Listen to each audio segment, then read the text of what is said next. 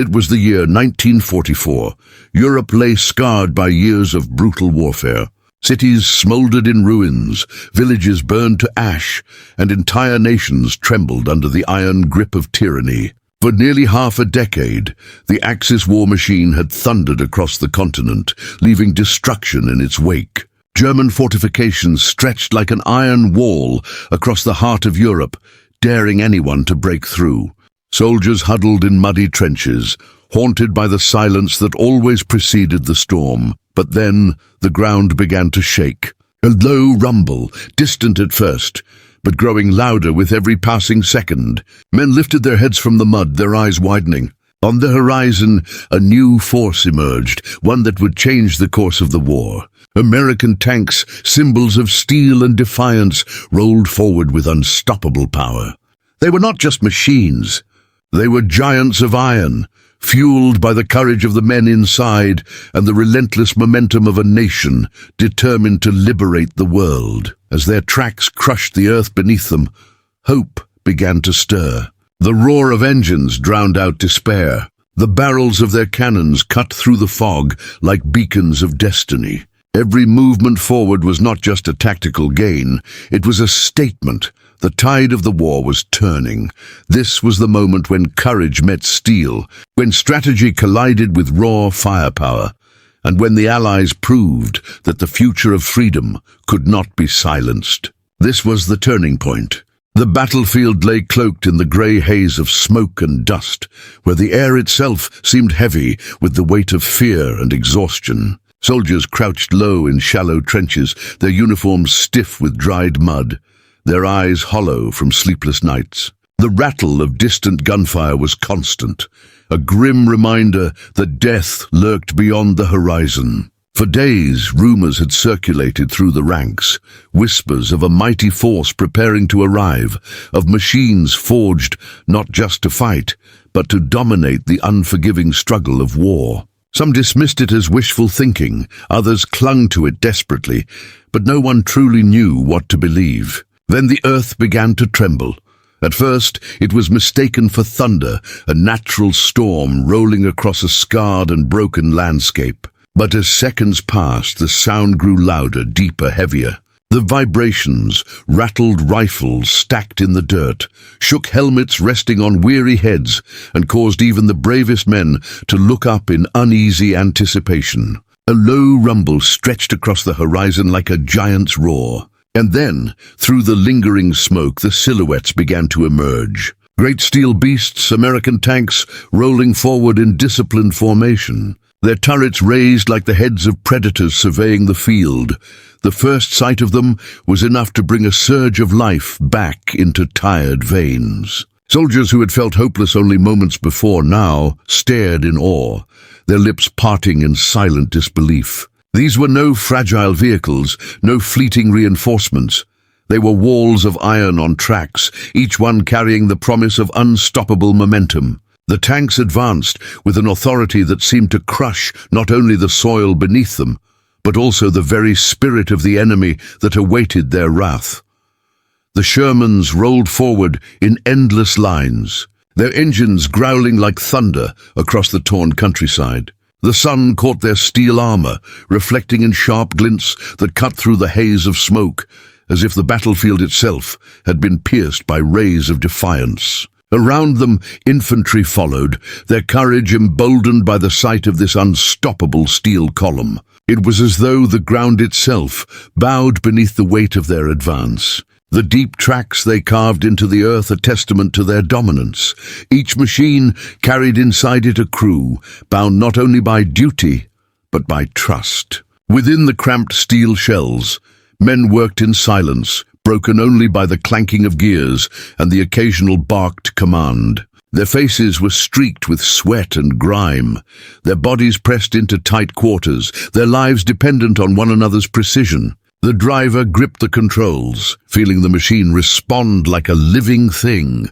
The loader shoved shell after shell into the breach, his muscles aching but relentless. The gunner's eyes narrowed, searching for targets, steady even as the ground shook beneath them.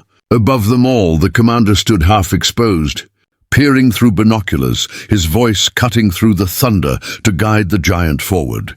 Outside, the sight of this advancing wall of armor inspired awe and dread alike. Allied soldiers watched from foxholes and shattered farmhouses, their spirits rising as hope took form in steel. They had seen too much loss, too much blood soaking into the soil, but now they dared to believe that this tide was different, that salvation had arrived not in whispers, but in thunderous reality. On the other side, the enemy stared in disbelief, watching the steel column roll toward them like an oncoming storm. Their machine guns rattled, their mortars fired, but the tanks pressed on, undeterred, unstoppable. Shells burst around them, sending fountains of dirt into the air, but the armored beasts did not falter. Their thick hides absorbed the fury of the battlefield, their tracks grinding forward as though nothing could slow them. The very ground seemed to quake with their passage, a relentless rhythm of steel upon soil, echoing across the valley like the heartbeat of victory. Smoke and fire clung to their hulls, yet still they advanced, each machine carrying the weight of both destruction and liberation. To the soldiers on the ground, the tanks were more than machines, they were guardians. Where fear once dominated, now confidence grew. Infantry pressed forward, shielded by their rolling fortresses, knowing that each cannon blast from the tanks would silence another nest of resistance. The roar of the engines drowned out despair. The crash of their guns became the anthem of survival. For the first time in what felt like an eternity, the battlefield no longer belonged to the enemy. It belonged to the iron giants and to those who dared to walk behind them. The tanks did not march with hesitation. They stormed forward with destiny. Their arrival was not just a shift in the tactical balance, but a transformation of spirit.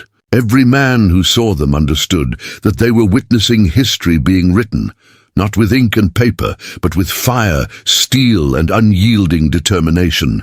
They were not just American tanks, they were the embodiment of a nation's promise, carried across the ocean and unleashed with a force the world could no longer deny. The ground shook as though the earth itself acknowledged their passage. The sky filled with smoke, yet within it shone the glint of steel that refused to bend, refused to break. They crushed not only the soil beneath them, but the idea that the enemy's lines were unshakable. The mere sight of them was enough to alter the rhythm of war, to take men from despair and lift them into defiance. Where once there was only waiting and fear, now there was action, hope, and the thunderous certainty of victory in motion. This was not just the arrival of tanks, it was the arrival of salvation in steel. The battlefield was a fortress of defiance. For months, the enemy had prepared, constructing bunkers of steel and concrete, digging trenches deep into the earth, and lining every approach with barbed wire and mines. Their confidence was absolute. They believed their defenses impenetrable, their lines unbreakable. They had faced countless assaults before and thrown them back in waves of fire. To them, this was just another day to stand behind their walls and unleash death upon anyone who dared to challenge their stronghold. Yet on this day, something different approached, a force unlike anything they had faced before. The first thunder of tank shells shattered that illusion. The ground erupted as explosions tore into the bunkers that had once been symbols of safety. The thick walls that promised security crumbled into smoking ruins under the relentless barrage of American firepower. Each detonation carried with it a roar that shook the air and the hearts of those who huddled inside. Machine gun nests, once spewing streams of fire with merciless precision, were silenced one after another, their barrels twisted and broken beneath the crushing hail of steel. The tanks advanced with unwavering purpose, their cannons booming in rhythm, their machine guns spitting fire into the enemy's desperate lines. Every shot struck with brutal efficiency. The fields that had once belonged to the defenders were now torn apart, their carefully laid positions reduced to rubble in moments. The men who had dug deep into the ground, believing themselves untouchable, now found the earth itself betraying them, exploding beneath their feet, collapsing around them. Fear spread quickly, seeping into every trench, into every hidden hole. The thunder was too great, the fire too relentless. From the perspective of the Allied soldiers pressing behind the tanks, it was as though the battlefield itself had changed nature. Where once advancing meant certain death, now each step forward was covered by steel and fire. The tanks cut paths through wire and debris, their tracks grinding down barriers that would have stopped men in their tracks. Behind them, infantry surged with new strength, filling the gaps carved into the enemy lines. Every inch gained was held, reinforced, and pushed forward again. The walls of resistance that had once seemed eternal were collapsing like paper before the storm. The defenders tried to resist. Mortars launched into the air, desperate to halt the advance, but the shells burst harmlessly on the thick armor of the Shermans, leaving only black scars that did nothing to slow them. Anti-tank guns fired, their blasts echoing across the field, but the tanks returned fire with devastating precision, silencing those threats before they could fire again. What had once been a symphony of coordinated enemy fire was now reduced to scattered, panicked bursts, each one less confident than the last. The lines were breaking, not just physically but in spirit.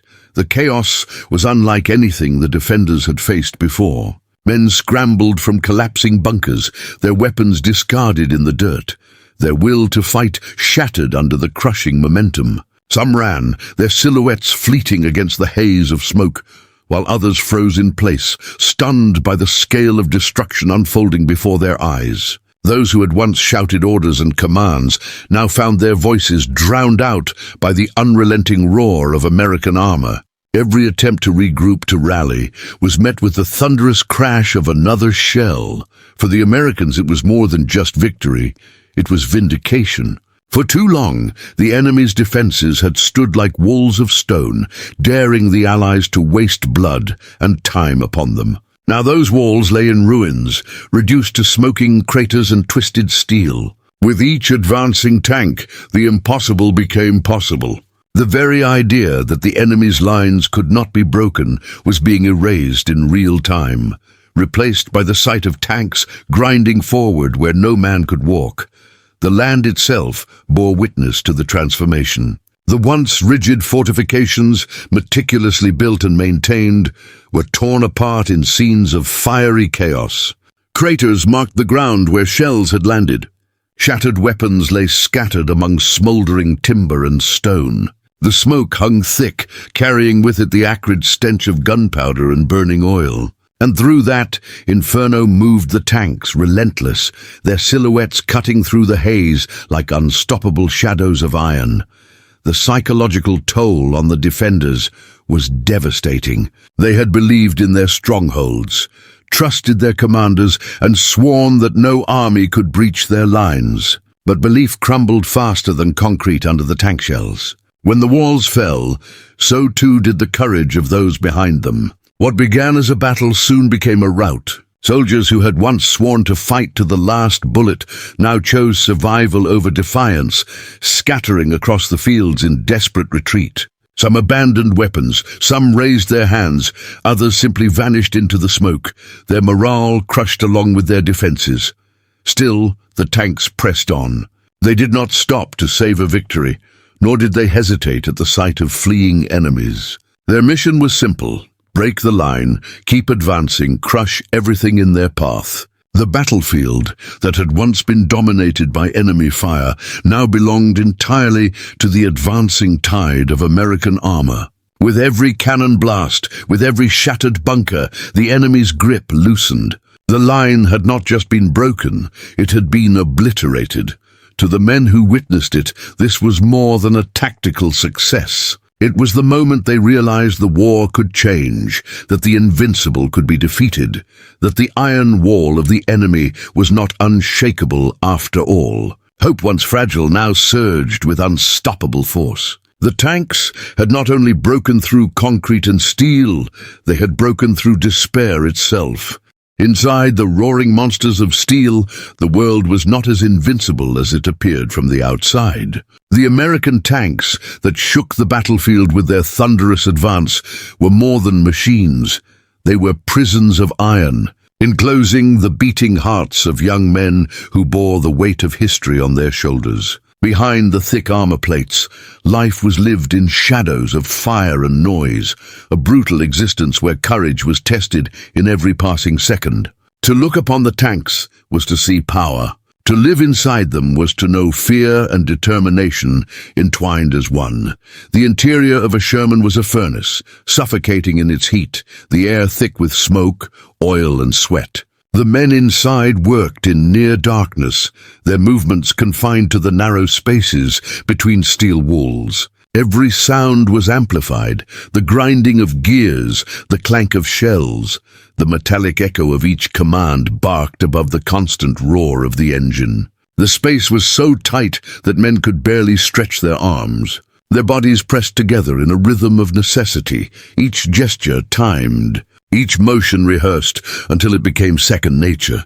The driver sat hunched forward, hands gripping the levers, his eyes locked on the narrow slit of vision before him. Through that slit, he saw only fragments of the world, glimpses of mud, stone and fire.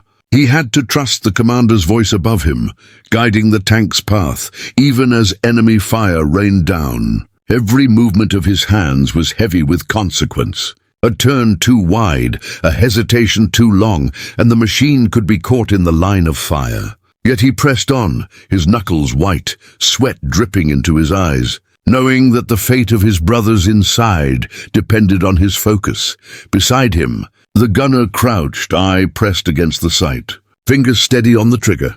His role was the most violent and the most precise. In the chaos of smoke and explosions, he had to find targets, lock onto them, and destroy them with unflinching accuracy. Each shot fired shook the entire tank, rattling bones and filling lungs with acrid fumes. Yet he could not flinch. The enemy would not wait. His world narrowed to the crosshairs, to the exact moment when he squeezed the trigger, to the silence before the thunder. His face was calm, not because he lacked fear, but because he carried it so deeply that it hardened into resolve. The loader, muscles aching, worked tirelessly in the shadows. His task was constant and unforgiving. Lift the heavy shells, load them into the breech, and prepare the next round. Again and again, his body moved in a cycle of strain and precision, his hands blackened by oil and powder. There was no time to think, no room for hesitation. The gun demanded to be fed, and he obeyed, even as his arms trembled from fatigue. His sweat mixed with grime, his breath grew ragged, but he endured. Every shell he loaded was another blow struck against tyranny, another chance to protect the men who fought beside him. Above them, the commander stood half-exposed in the turret, head and shoulders in the open air, binoculars pressed to his eyes. He was the voice of the machine, the one who saw the battlefield beyond the steel walls. His was the burden of decision, where to strike, when to fire, when to push forward, when to risk it all. Bullets snapped past his head, mortar blasts rocked the earth around him, yet he remained upright, shouting orders into the chaos. His eyes scanned the horizon, marking danger and opportunity alike, his voice firm, his tone unyielding. He could not allow doubt to enter his commands, for if he faltered, the machine faltered. If he lost hope, the men inside would feel it. Together, these four men became one organism, a living heartbeat inside a shell of steel. The tank was their body, but their courage was its soul. Each man relied on the others without question, bound by trust forged in fire. There was no room for ego, no space for hesitation. In the crucible of combat, they became more than individuals. They became a brotherhood of iron, a bond sealed by every mile pressed forward under fire, every shell fired into the enemy's heart. And yet, behind the courage, there was always fear. The men knew that the armor surrounding them, though strong, was not invincible. They knew that a shell could pierce the steel, that flames could consume them in seconds, that survival was never guaranteed. Each time the enemy's guns roared, they braced for the impact that might end their lives. Each blast that rattled the hull was a reminder of how fragile their existence was inside the machine. They were encased in protection, yet exposed to annihilation. This contradiction was the reality of the tankers' war. Still, they did not falter. Fear was a shadow that walked with them, but it did not control them. What drove them forward was something deeper, a determination to see the war ended, to break the chains of oppression, to return home with a victory that justified every sacrifice. They fought not for glory, but for the idea that freedom could outlast tyranny. Each man inside the tank carried not only his own life, but the hopes of those who marched behind, of those who waited at home, of those who could not fight for themselves. To watch the tanks advance from the outside was to see unstoppable power. To live inside them was to know the fragility of human spirit welded into strength. The roar of the cannons, the grinding of tracks, the crushing of enemy defenses, these were the outward signs of victory. But the true victory was born inside the cramped, suffocating steel chambers, where ordinary men became extraordinary through their courage, their discipline, and their refusal to surrender to fear. The tanks could be destroyed, the armor could be pierced, but the will of the men inside could not be broken. And it was that will, the invisible weapon of determination, that gave each advance its true meaning. The machine was strong, but it was the human spirit that made it unstoppable. The collapse began slowly, almost imperceptibly, as though the enemy's confidence refused to accept what their eyes could see. For years, their fortifications had been the symbol of an iron grip, walls of concrete and firepower that stopped every advance before it could gather momentum.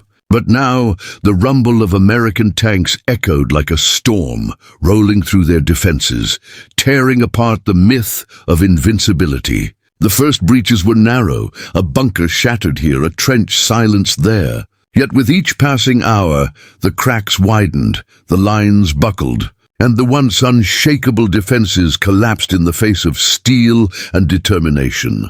The tanks moved like a tidal wave across the battlefield, carving through barbed wire, crumbling barriers, and pushing past the remnants of shattered fortresses. Their momentum was relentless. What the enemy had thought to be unbreachable was now wide open, exposed like a wound that could not be closed. Smoke rose in towering columns, blotting out the sky, and through that chaos came the grinding roar of tracks and the thunder of cannons. The battlefield was no longer a static line of resistance. It had become a landscape of retreat, with defenders scattering before the storm.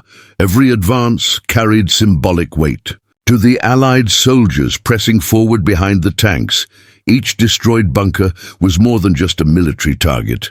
It was proof that the tide had turned. The morale that once favored the enemy now shifted in waves of hope.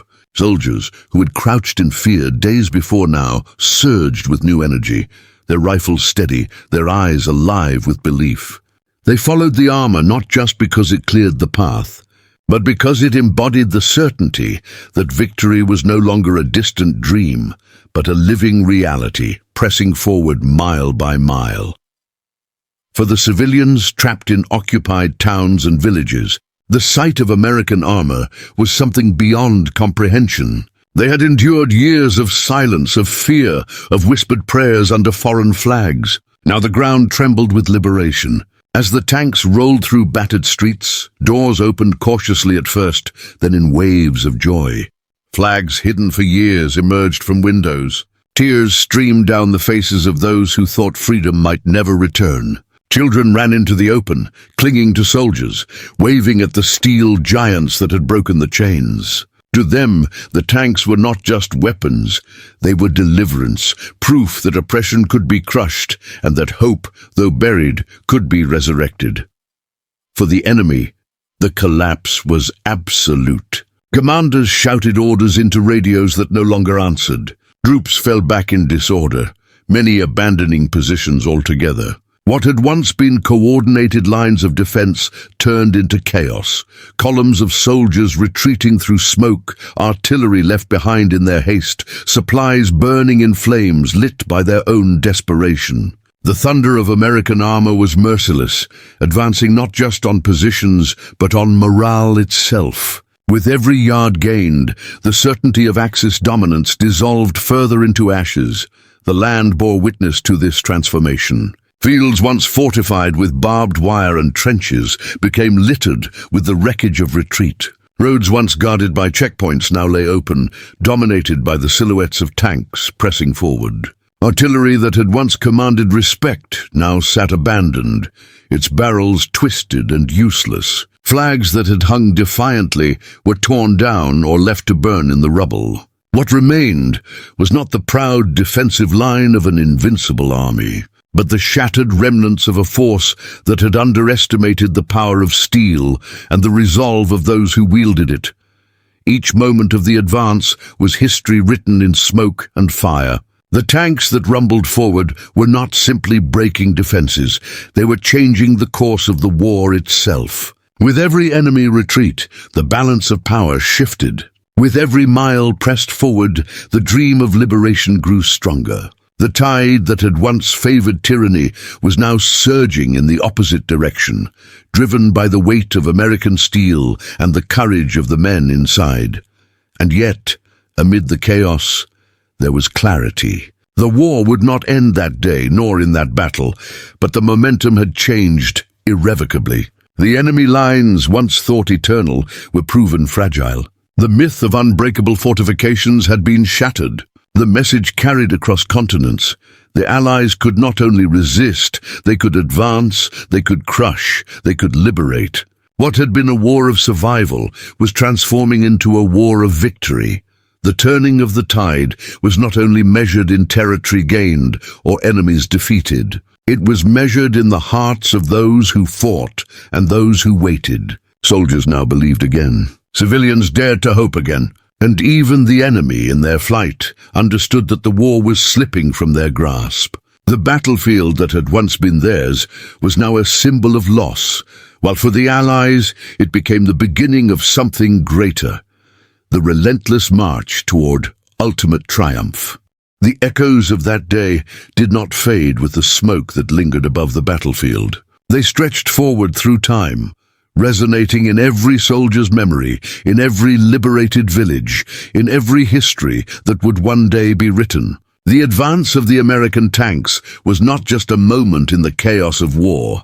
It was the pivot on which the entire conflict turned. What had begun as a thunderous push across broken soil became the living symbol of resilience, the proof that steel and spirit combined could shift the course of history. The world had watched the Axis expand with seemingly unstoppable force, but in that moment, it was reminded that even the mightiest empires can be broken when courage becomes unyielding.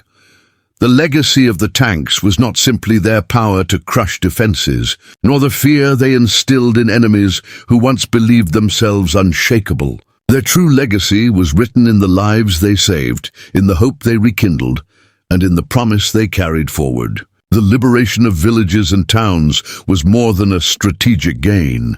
It was the restoration of humanity in places where it had been stripped away. Families who had hidden in silence emerged once again into the light, not just to see soldiers, but to see freedom rolling on tracks of iron. That liberation, that gift of a second chance at life, would become the lasting memory of those who lived through the occupation. For the men inside the tanks, the legacy was carved into their very souls. They had lived through the fire, felt the walls of steel rattle under impact, endured the suffocating heat and the constant knowledge that death was only a shell away. And yet, they pressed forward again and again, not because they were fearless, but because they understood that their courage would ripple outward beyond themselves. When the war ended, many of them carried scars, some visible, others hidden in silence, but they also carried the knowledge that their sacrifices had changed the world. They had become part of a turning point that no time, no distance could erase.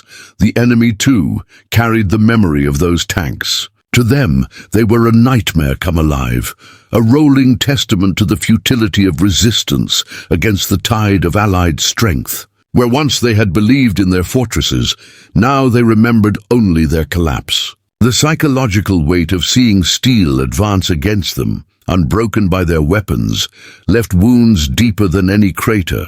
Even years later, the memory lingered. The day the lines fell. The day the thunder of tanks announced that the war they thought they could win was slipping beyond their grasp. Generations that followed would look back and see more than machines and battles.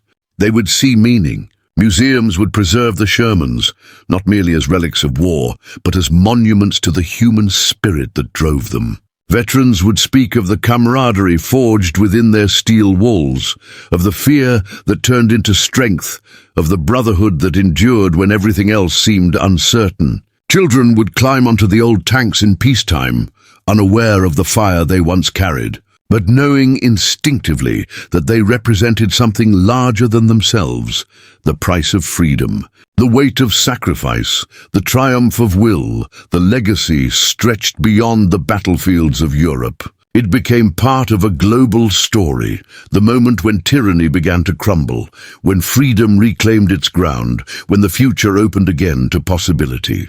The tanks were not the only force that brought about victory, but they were the undeniable symbol of momentum, the visible proof that the world was changing. Their roar carried across oceans, reminding allies and enemies alike that America had brought its strength into the heart of the fight. And that strength would not falter. The memory of their advance was passed down in photographs, in grainy footage and the hushed stories of survivors. Black and white images captured them, rolling through destroyed towns, past cheering civilians waving flags of liberation. Grainy reels played the thunder of their advance, the smoke curling above their turrets, the infantry following in their wake. These fragments of history became eternal, shaping how the war would be remembered, how it would be taught, how it would be honored. The tanks were not just tools of destruction. They were instruments of change, a chapter in humanity's struggle where the balance tipped toward hope.